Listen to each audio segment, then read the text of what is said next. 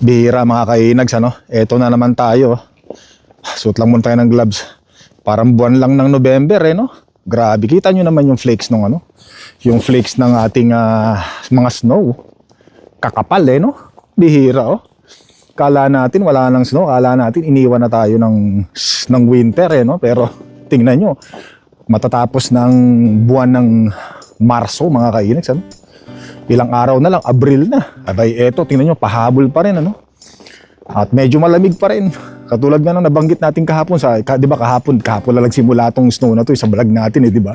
Winter, Spring, Summer, or Fall. Tuloy ang buhay sa Canada. Oh my God. Ay, papakita ko pala sa inyo harapan natin, no? Ayan, ang harapan natin, mga kainag dyan, no? Etong harapan natin, puti na naman. Puti na naman siya. Naku, walang nangyari. Tagal nating naghintay ng matunaw ang snow, no? Ang tagal, tapos ito, nung natunaw ang snow, isang bagsak lang ng snow. Pero ano, gusto ko yung naglalakad sa snow, no, mga kainis. So, parang nare-relax ako. Ikaw ba naman, day off ka, tapos tumapat sa yung ganito kapangit na panahon, nag-i-snow pa, nakakawalang ganang lumabas, mga kainags, ano? Lumabas, mag-drive, especially mag-drive. Nagkaroon ako ng phobia nung nakaraang nag-drive tayo na umikot yung ating truck, di ba? Grabe. Kinabahan ako nun. Kaya sabi ko ngayon, pagka ganitong snow, sabi ko, hindi na muna ako magda-drive. Ayoko mag-drive. Baka mamaya, mahirap na.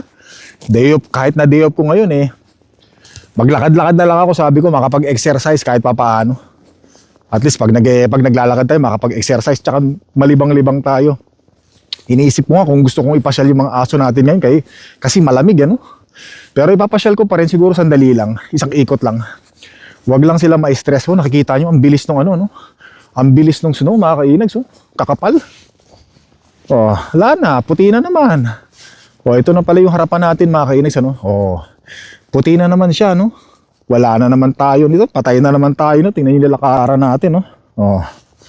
Dito tayo. Harap ko na rito. Ay, snow. Para magpapasko. Magpapasko uli. Nako, parang no? Nakaka-disappoint. Kasi may mga gusto kang puntahan, di mo mapuntahan. Pero yung iba, syempre, yung iba mga kainags, malalakas na ang loob, magaganda yung kapit ng gulong, kumbaga parang naka-winter tire talaga, no? Pero syempre, kahit naka-winter tire, sabi ko nga sa inyong mga nakarang vlog natin, nakakatakot pa rin. Ay, parang parang sayang yung day off mo, no? Pagka pangit yung panahon, katulad nito, nag-i-snow. Kasi pag madilim ang paligid, wala si haring araw, nag-i-snow, ganyan ang panahon natin. Nako, aray ko, dulas. Nakakatamad, mga kainags, nakakatamad lumabas ng bahay. Ang pangit, parang sayang yung day off, no? Dami pa naman natin plano ngayon. Pupunta sana ako sa Wild West ngayon, dun sa may West Edmonton Mall, Magpapaputok sana tayo, kakalabit sana tayo, mga kainags, no? Pero wala, ayokong bumiyahe. Next time na lang, pwede naman natin pagpaliban yun, Hindi naman ma-expired yung mga bala. Ay, nako. Ito yung isa sa mga pinakapangit na day off natin. Pero ang gagawin na lang natin, lakad-lakad, labas-labas. Labas na lang tayo. Para hindi masayang ang day off natin. Yan. Tayo.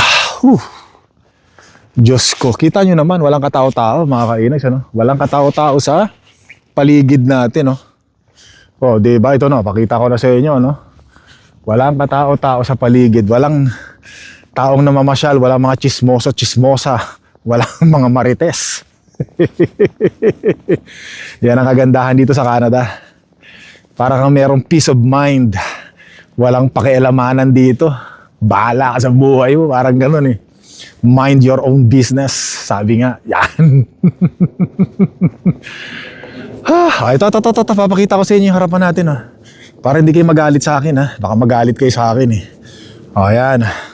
Para naman na nakikita nyo kung ano yung harapan natin habang ako'y nagbububunga nga rito, mga kainags, Ayan mga kainis, so tingnan nyo, parang galit na galit talaga yung mga snow. Parang gustong bumawi kasi masyado daw maagang nagbubunyi yung mga nakatira sa Canada. Akala siguro daw wala nang snow. Ay pero ayan, tingnan nyo.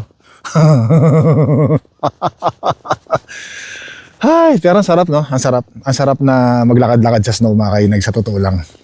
Nag-i-enjoy ako pag naglalakad lang sa snow. Pero yung sasabihin mo talagang overall, ay hindi ako nag-i-enjoy syempre. Pero wala tayong magagawa, nandiyan talaga eh. Ganyan ang buhay natin dito sa Canada. Hop, harap ko muna. Iniwasan ko kasing makita yung mga street, mga kainags, Siyempre, inaano natin yung privacy natin eh. Siyempre, kailangan yan eh. Ano pa rin natin yung privacy natin. Pero minsan wala tayong magagawa eh, no? Pag may mga solid subscriber talaga tayong malulupit talaga. Talagang inaalam nila kung saan tayo nakatira. Yan. So maraming salamat. Talagang iniisa-isa nila kung saan ako naglalakad. Yan. Kung saan tayo nakatira. Minsan may kumakatok sa bahay. Hindi ko kilala. Sabi, sino yung kumakatok sa akin? Ganun. Pero syempre mga kainags, natutuwa naman tayo dahil may mga subscribers, viewers tayong talagang nag-aano sila ng time, ng effort nila para malaman kung saan tayo nakatira. Sobrang na-appreciate ko yan, syempre. Sobrang na-appreciate ko, di ba? Kumbaga sabi ko sa sarili ko sino ba naman ako para pag-aksayahan ng panahon ng ating mga masusugid na subscribers. Naano ko yung mic ko, baka mamaya ngak-ngak ako ng ngak-ngak wala palang natatakpan, sayang naman. Yan. Oy, by the way, mga kainags, when it comes to vlogging nga pala, ngayon, hindi na ako manghihinayang ngayon na bumili ng mga bagong GoPro. By the way, yung GoPro ko nga palang ginagamit ngayon, yung GoPro 12, parang nasisira na, nawawala na yung audio minsan. Kasi madalas ko siyang gamitin sa under the water, no, mga kainags. Naalala nyo ba yun nung pumunta tayo sa San Jose Occidental, Mindoro? Madalas tayo maligo sa mga beach, sa mga ilog, di ba? Ginagamit ko siya. Parang nagkaroon siya ng problema. So, parang hindi ako naniniwala doon sa GoPro na pwedeng ilublob mo siya na wala siyang case. Pwede siguro, paminsan-minsan. Pero yung ginawa ko kasi, nagtiwala kasi ako, pwede raw kahit walang case eh. Yung water, water pang tubig, wala. So yun, nasira na siya ngayon. Minsan ngak-ngak ako ng ngak-ngak sa vlogging natin. Pag ini-edit ko na siya, wala siyang wala siyang audio. Nakaka-prostrate. Alam niyo yun? Parang naghihirap ka. Especially pag naglakad ka tapos wala palang sounds no? Parang, oh my God, sayang yung pinaghirapan ko, sayang yung pagod ko. 'Di ba? Minsan ang hirap mag-isip ng kung ano mga sasabihin mo, kung ano magiging topic mo. Tapos walang sounds. Ngayon, kasi ngayon meron akong nabalitaan, lalabas daw ang bagong GoPro 14. So bibili ako nun. Siyempre, pag bumili ako nun, mga kainags, magagamit ko sa vlogging business natin. At hindi lang yun, pwede ko rin siyang i-claim sa income tax. Diba?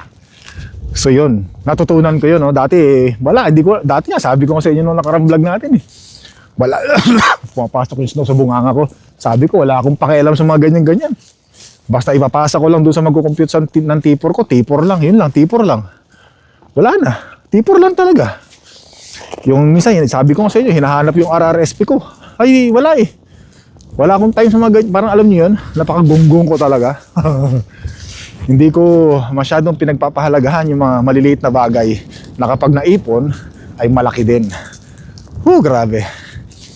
Kita nyo naman, Ayan nakikita nyo pa ba yung mukha ko? Mukhang hindi na.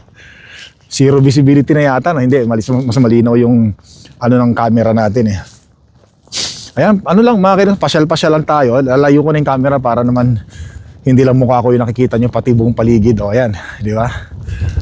Sige, harap ko na rito. Yan, para naman nakikita nyo yung ating nilalakaran ulit. Ayan, Ayan, dito tayo minsan na tumatambay-tambay. Ito yung harapan natin mga kainis, ano? Paulit-ulit na lang ako sinasabi ko para naman makita nyo. Yan. Salamat naman. Maraming salamat nga pala uli doon sa mga ano, no? Mga subscribers, viewers natin, ha. Yung talagang sinasabi nila sa akin, Inags, alam ko na kung saan ka nakatira. Tapos may mga tumatawag sa atin sa telepono, sa aking private phone, mga kainags, ano. May mga kaibigan kasi tayo, mga kakilala tayo na binibigay nila yung telephone number sa mga nakakilala sa atin ng mga viewers natin. Yan, maraming salamat po. Thank you very much. Sobrang na-appreciate ko. Thank you. Lamig.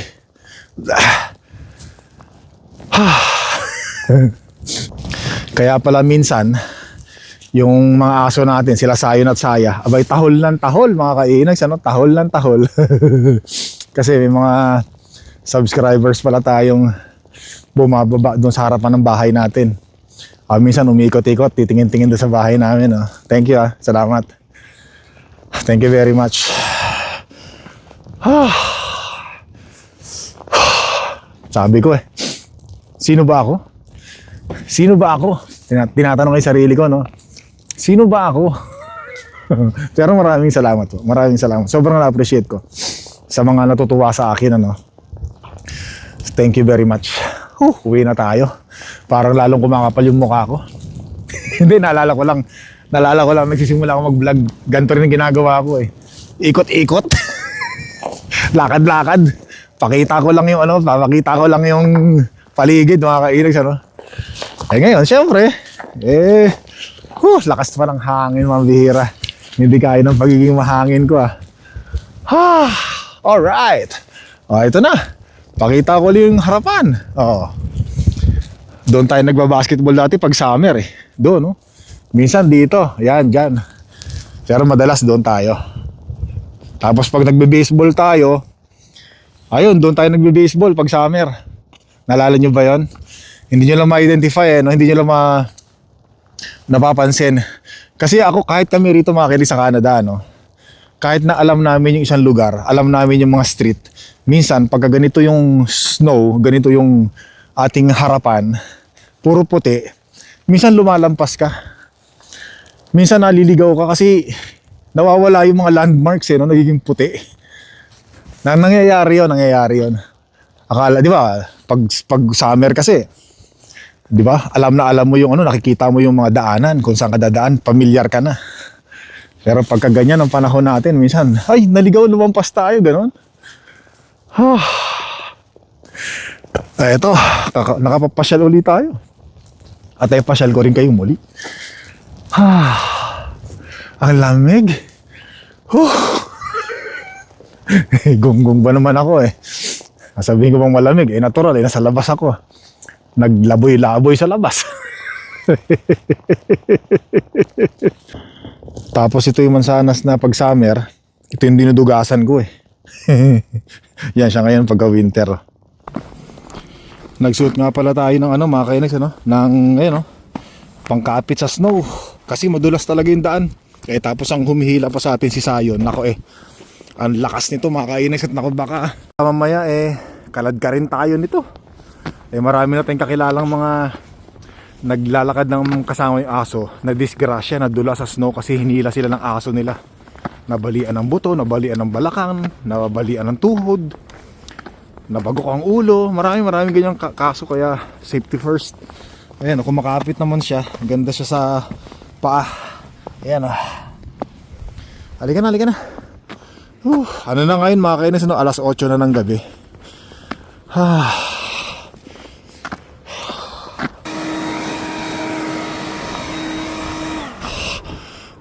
Ayan, habang kaya pang snowblower mga kainags, banatan na natin para kasi pag kumapal to, mahirapan na yung snowblower natin. Yan.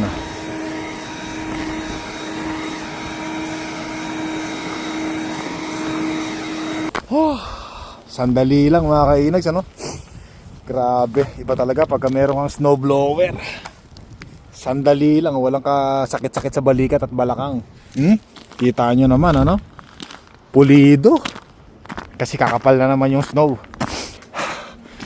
Hindi pa rin humihinto yung snow, mga kainags. Grabe. Basa tayo ng mga comments, mga kainags. Ano? Ito yung vlog natin kahapon, yung nagdo-donate tayo. So sabi ni Oxboy, yung donate mo na $10, ibabawas lang yan sa total income mo. Let's say annual income mo, 80,000. Babawas lang yung $10 donate mo. So magiging 79,990 na lang babayaran mo sa tax government. Yun ano? So, paano kaya yun? Hindi ko masyadong nagets to mga kainags ano.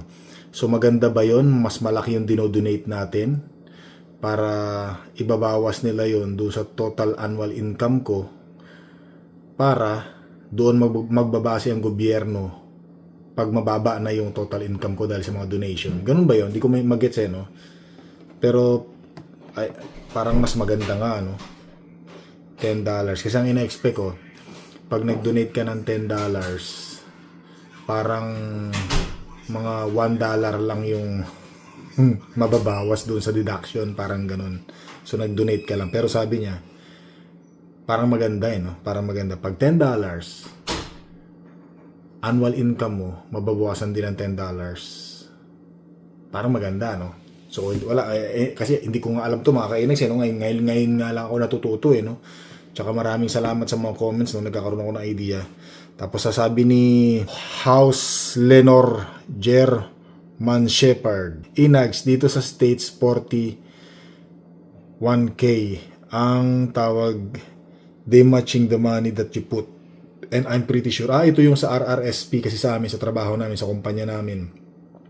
Minamatch yung makukuha namin sa RRSP pag nag-retire na kami. Minamatch ng kumpanya namin. So yun. Tapos sabi niya rito, kung magdo-donate ka ng used clothes and old furniture, inquire mo. Paano kaya yun? Bibigyan ba ako ng resibo? Paano ba? Halimbawa, nag-donate ako ng mga damit, mga kainags, ano? Curious lang ako, no? Halimbawa, nag-donate ako ng mga damit sa charity or sa mga thrift shop. Ang binibigay lang kasi sa amin yan discount, di ba? Discount na papel, ganon. Na kung sakaling bumili ka sa kanila, meron kang 20% na discount. Ang gusto ko sanang makuha, yung resibo. Halimbawa, paano kaya? Hihingi ba ako sa kanila ng resibo sa mga thrift shop? Sa thrift shop ba ako magdo-donate o sa mga... Saan ba? Hindi ko alam Ang importante sa akin, makakuha akong resibo para makapag-claim tayo sa sa income tax. O, di ba? So, nakatulong na nga tayo. Matutulungan din natin sarili natin para mapababa natin yung income tax. So, maganda pala yung ganun, donation, nakatulong ka na, matutulungan ka pa rin. Matutulungan mo pa rin yung sarili mo para mabawasan yung babayaran mo sa tax. O, diba? So, talagang lumalalim yung aking kaalaman, Meron pa akong nabasa rito, Si Stephen Fightaren, bahagi ng blessing? Di nga. Baka ang habol mo lang, tax refund. Di buo sa loob mo, plastic. Ang bihira. So parang sinasabi niya, kaya mo lang naman ginagawa yung mga refund, mga donation na yan Dahil ang talagang priority mo is para ma-claim. So yun na nga, yun, totoo yun mga kainas. Totoo yun. Ang sa akin nga, sabi ko nga, nag-donate ka na, nakatulong ka na, sa bandang huli, may kiklaim mo pa rin yung tax mo. Matutulungan mo pa rin yung sarili mo. O, diba? Ibig sabihin, kasi dati, hindi naman ako masyado nagdo-donate, mga kainags. Hindi naman ako nagdo-donate masyado Kumbaga dati kasi, pag halimbawa, may mga donation niya, di ba, magbayad ka. Would you like to donate $5? Sabi ko, ang laki mo ng $5, di ba? Hindi naman natin pinupulot yung $5. Tsaka yung donation, voluntary yan. Voluntary. Hindi yan, is a must. Hindi yan compulsory. Voluntary yan. Kung ano yung kaya mo. Parang sa tip lang yun Di ba sa tip, merong nakalagay minsan, 10%, di ba? Hindi mo kaya yung 10%. Magmamanual ka na lang, gagawin mo na lang $1. At least meron tip kaysa wala. Hindi mo kaya di ba? Bihira. Kaya ka kumakain sa restaurant para mabusog ka, kumain ka. Yung tip, di ba? Wala wala ang pang-tip, sakto lang ang pera At least mag-tip kahit papaano. Di ba? Di ba kaya minsan kasi pagka Yung pera mo, sakto lang, kakain ka sa restaurant, hindi ka na lang kakain, kasi magbibigay ka pa ng tip eh kulang na yung pera mo di ba? Ito is ano lang to, example lang to mga kainis. May mga senaryo kasi na ganyan may mga kababayan kasi tayong ganyan na sakto lang yung pera. Pagkakain sa gustong kumain sa isang restaurant, sakto lang talaga yung pera, di ba? Minsan lang sila makakain sa mamahaling restaurant. Siyempre yung tip, di ba? Hindi naman lahat ng tao pare-pareho ng yaman sa buhay. Yung yabang marami, yan pare-pareho siguro. Hindi, magkakaiba din yan. So yun sa totoo talaga ito. Balikan natin yung question ni Stephen. So totoo talaga yun kasi dati parang syempre, di ba? Hindi naman tayo pwede palabas ng pera natin So ngayon, sabi ko nga, naliwanagan ang isip ko. Pagkaya ko ng... Kasi sumweldo ako mga kainis, kaya $10 yung dinonate natin doon sa aso Share the blessing, sabi ko nga sa inyo Yun, pagka sumweldo ulit tayo, $5, di ba? Para sa mga aso, di ba? At least meron tayong resibo, nakalagay doon sa resibo donation, di ba? Pag bumibili ako ng bala sa Kabelas, meron din donation doon, 70 cents. So, iipunin ko ngayon yun, di ba? Nakatulong na, nakapag-donate ka na sa bandang huli, di ba? Babalik din sa'yo, di ba? Win-win solution, di ba? So hindi habol. Ang habol ko nga ay para sa tax refund. Pero sa kabilang banda, nakatulong ka pa rin. Nakatulong, di ba? Pinaulit-ulit ko na kasi baka hindi maintindihan ni Stephen So yun, maraming salamat sa comments Thank you very much. Pwede yan, mag-comment lang kayo mga kainis tungkol dito sa mga charity donation, kung paano makakuha ng resibo. Anyway, magtatanong na lang siguro ako para mas malaman ko. So yun mga kainis, maraming salamat. Don't forget to subscribe, click the like button, leave your message. May ilang buhay, pili natin maging masaya. Hanggang sa muli po.